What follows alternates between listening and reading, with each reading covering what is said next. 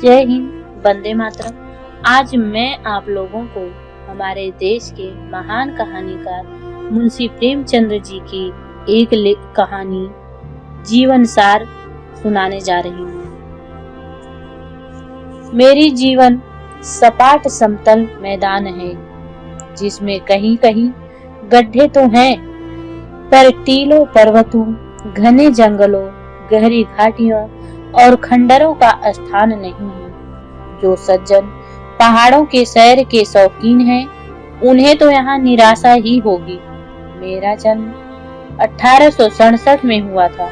पिता डाकखाने में क्लर्क थे, माता मरीज, एक बड़ी बहन थी।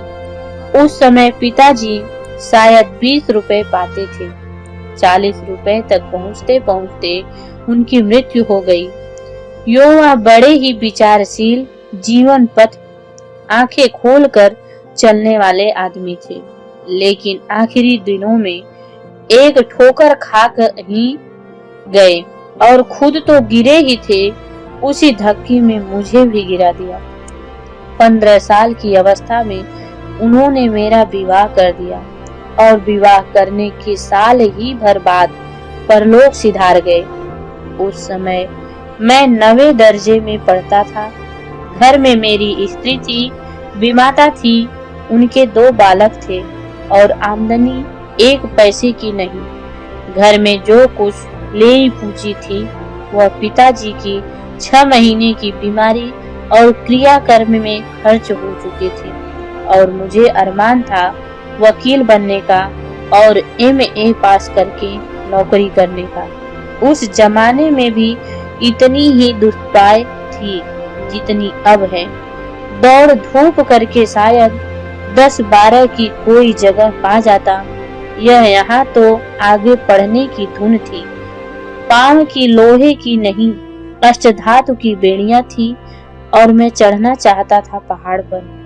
पांव में जूते न थे, देह पर साबित कपड़े भी न थे। महंगी अलग 10 सेर के जौ थे। स्कूल के 3:30 बजे छुट्टी मिलती थी।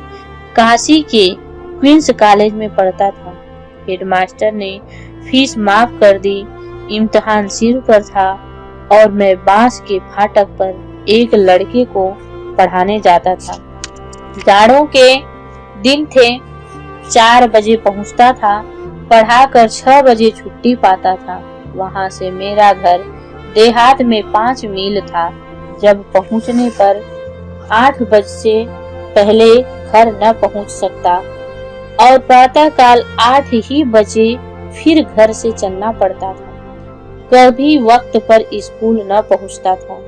रात को भोजन करके कुप्पी के सामने पढ़ने बैठता और न जाने कब सो जाता।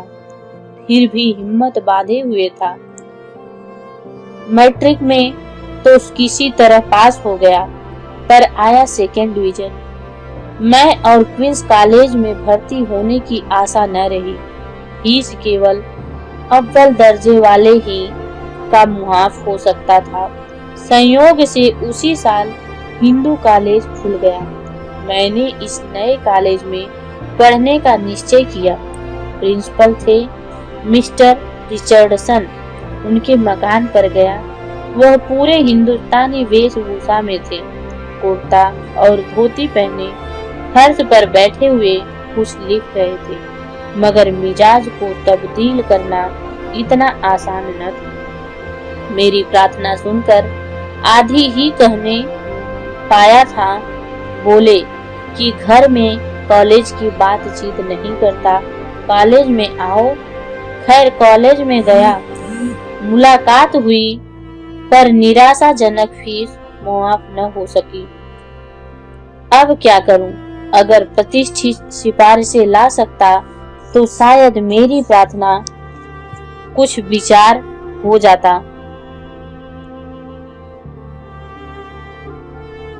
लेकिन देहाती युवक को शहर में जानता ही कौन था। रोज घर से चलता कि कोई सिफारिश लाऊं, पर 12 मील की मंजिल पाकर शाम को घर लौट आता। किससे कहूं? कोई अपना पूछता न था। कई दिनों के बाद एक सिफारिश मिली। एक ठाकुर इंद्र नारायण सिंह हिंदू कॉलेज के प्रबंधकारिणी सभा में थे। उनसे जाकर रोया। उन्हें मुझ पर दया आ गई। सिफारिश चिट्ठी दे दी। उस समय मेरे आनंद की सीमा न रही। खुश होता हुआ घर आया। दूसरे दिन प्रिंसिपल से मिलने का इरादा था, लेकिन घर पहुंचते ही मुझे ज्वर आ गया और 2 सप्ताह से पहले न हिला। नीम का काढ़ा पीते पीते नाक में दम आ गया। एक दिन द्वार पर बैठा था कि मेरे पुरोहित जी आ गए। मेरी दशा देखकर समाचार पूछा और तुरंत खेतों में जाकर एक जड़ खोद लाए और उसे धोकर 7 दाने काली मिर्च के साथ पिसवाकर मुझे पिला दिया। उसने जादू सा असर किया। ज्वर चढ़ने में घंटे ही भर की देर थी। इस औषधि ने मानो जाकर उसका गला ही दबा दिया। मैंने पंडित जी से बार बार उस जड़ी का नाम पूछा, पर उन्होंने नहीं बताया। कहा नाम बता देने से उसका असर नहीं रहता। 1 महीने बाद मैं मिस्टर रिचर्डसन से मिला और सिफारिश चिट्ठी दिखाई। प्रिंसिपल ने मेरी तरफ तीव्र नेत्रों से देखकर पूछा, इतने दिनों कहाँ थे? बीमार हो गया था। क्या बीमारी थी? मैं इस प्रश्न के लिए तैयार न था। अगर ज्वर बताता हूँ तो शायद साहब मुझे झूठा समझे। ज्वर मेरी समझ में हल्की सी चीज थी, जिसके लिए इतनी लंबी गैर हाजिरी अनावश्यक थी। कोई ऐसी बीमारी बतानी चाहिए जो अपनी कष्ट साधक के कारण दया को भी उभारे। इस वक्त मुझे और किसी बीमारी का नाम याद न आया। ठाकुर इंद्र नारायण सिंह ने जब मैं सिफारिश के लिए मिला था तो उन्होंने अपनी दिल की धड़कन की बीमारी की चर्चा की थी। वह शब्द मुझे याद आ गया। मैंने कहा, लेफ्टिनेंट ऑफ हार्ट सर। साहब ने विस्मित होकर मेरी ओर देखा और कहा, अब तुम बिल्कुल अच्छे हो? जी हाँ। अच्छा, प्रवेश पत्र भर कर लाओ। मैंने समझा बेड़ा पार हुआ। फॉर्म लिया, खानापुरी की ओर पेश कर दिया। साहब उस समय कोई क्लास ले रहे थे। 3 बजे मुझे फॉर्म वापस मिला। उस पर लिखा था, उसकी योग्यता की जांच की जाएगी। यह नई समस्या उपस्थित हुई। मेरा दिल बैठ गया। अंग्रेजी के सिवा और किसी विषय में पास होने की मुझे आशा न थी, और बीज गणित, रेखा गणित से तो रूह कांपती थी। जो कुछ याद आता था वह भी भूल भाल गया था। लेकिन दूसरा उपाय ही क्या था? भाग्य के भरोसे करके क्लास में गया और अपना फॉर्म दिखाया। प्रोफेसर साहब बंगाली थे, अंग्रेजी पढ़ा रहे थे। वाशिंगटन इरविंग का रिपीवान विंकल था। मैं पीछे की कतार में जाकर बैठ गया और 2 ही 4 मिनट में मुझे ज्ञात हो गया कि प्रोफेसर साहब अपने विषय के ज्ञाता हैं। घंटा समाप्त होने पर उन्होंने आज के पाठ पर मुझसे कई प्रश्न किए और फॉर्म पर संतोषजनक लिख दिया। दूसरा घंटा बीज गणित का था। इसके प्रोफेसर भी बंगाली थे। मैंने अपना फॉर्म दिखाया।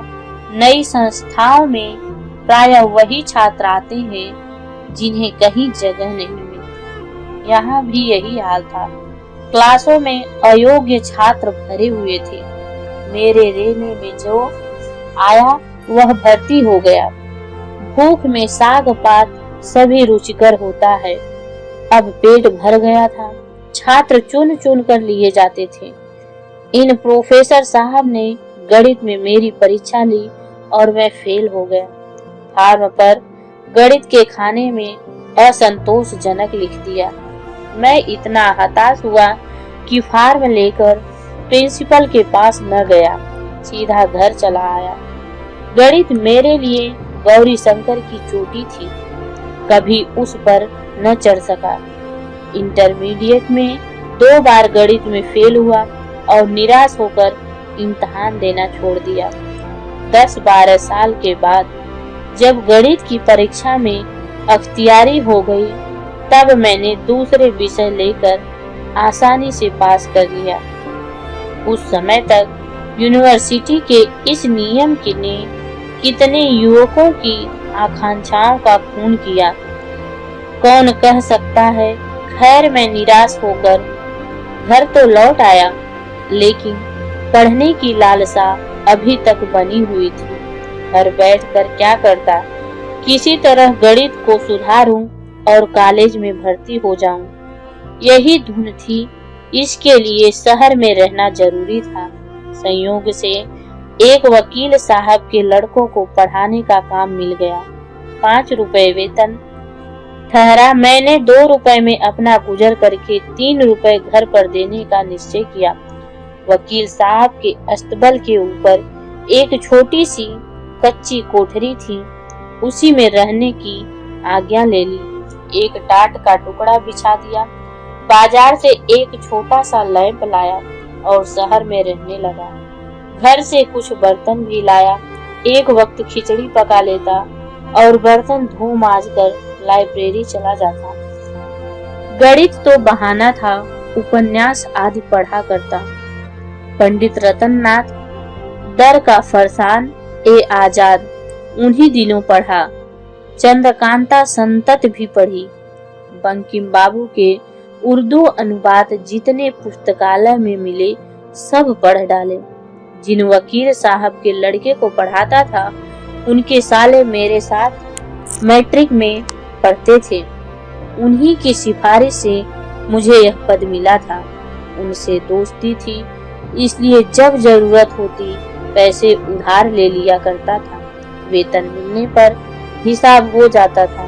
कभी 2 रुपए हाथ आते, कभी 3। जिस दिन वेतन के 2-3 रुपए मिलते, मेरा संयम हाथ से निकल जाता। प्यासी तृष्णा हलवाई की दुकान की ओर खींच ले जाती। 2-3 आने पैसे खाकर ही उठता था। उसी दिन घर जाता और 2.5 रुपए दे आता। दूसरे दिन से फिर उधार लेना शुरू कर देता, लेकिन कभी कभी उधार मांगने में भी संकोच होता और दिन का दिन निराहार व्रत रखना पड़ता। इस तरह 4-5 महीने बीते। इस बीच एक बजाज से 2-2.5 रुपए के कपड़े लिए थे। रोज उधर से निकलता था। उसे मुझ पर विश्वास हो गया था। जब 1-2 महीने निकल गए और मैं रुपए न चुका सका, तो मैंने उधर से निकलना ही छोड़ दिया। चक्कर देकर निकल जाता। 3 साल के बाद उसके रुपए अदा कर सका। उसी जमाने में शहर का एक बेलदार मुझसे हिंदी पढ़ने आया करता था। वकील साहब के पिछवाड़े उसका मकान था। जान लो भैया, उसका सखून तकिया था। हम लोग उसे जान लो भैया ही कहा करते थे। एक बार मैंने उससे भी 8 आने पैसे उधार लिए थे। वह पैसे उसने मुझसे मेरे घर गांव में जाकर 5 साल बाद वसूल किए। मेरी अब भी पढ़ने की इच्छा थी, लेकिन दिन दिन निराश होता जाता था। जी चाहता था कि नौकरी कर लूं, पर नौकरी कैसे मिलती है और कहाँ मिलती है यह नहीं जानता था। जाड़ों के दिन थे, पास एक कौड़ी न थी। 2 दिन एक पैसे का चबैना खाकर काटे थे। मेरे महाजन ने उधार देने से इनकार कर दिया, या संकोच बस मैं उससे मांग न सका। चिराग जल चुके थे। मैं एक ही बुक सेलर की दुकान पर एक किताब बेचने गया। चक्रवर्ती गणित की कुंजी थी। 2 साल हुए खरीदी थी। अब तक उसे बड़े जतन से रखे हुए थे, पर आज चारों ओर से निराशा होकर मैंने उसे बेचने का निश्चय किया। किताब 2 रुपए की थी, लेकिन एक पर सौदा ठीक हुआ। मैं रुपया लेकर दुकान से उतरा ही था कि एक बड़ी बड़ी मूंछों वाले सौम्य पुरुष ने, जो उस दुकान पर बैठे हुए थे, मुझसे पूछा, तुम कहाँ पढ़ते हो? मैंने कहा, पढ़ता तो कहीं नहीं हूँ, पर आशा करता हूँ कि कहीं नाम लिखा लूंगा। मैट्रिक पास हो? जी हाँ। नौकरी करने की इच्छा तो नहीं है, नौकरी कहीं मिलती ही नहीं। वह सज्जन एक छोटे से स्कूल के हेडमास्टर थे। इन्हें एक सहकारी अध्यापक की जरूरत थी। 18 रुपए वेतन था। मैंने स्वीकार कर लिया। 18 रुपए उस जमाने में मेरी निराशा व्यथित कल्पना की ऊंची से ऊंची उड़ान से भी ऊपर थी। मैंने दूसरे दिन हेडमास्टर साहब से मिलने का वादा करके चला गया। चला तो पांव जमीन पर न पड़ते थे।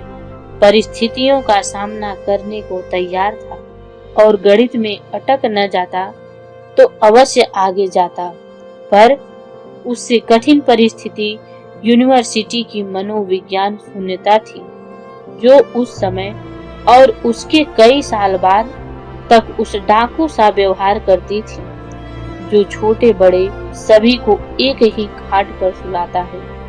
जय हिंद, जय भारत। अगली कहानी में मिलते हैं।